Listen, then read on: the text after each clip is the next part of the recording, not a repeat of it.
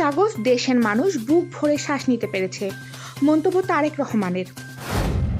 নির্বাচন সিস্টেমের উপর মানুষের আস্থা নষ্ট হয়ে গেছে, বললেন সিইসি-এ-এম-এম নাসির উদ্দিন।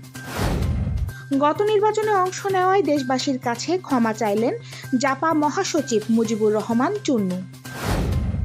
গাজীপুরে সাংবাদিক তুহিন হত্যাকাণ্ডে আরও 2 জন সহ মোট 7 জন গ্রেফতার।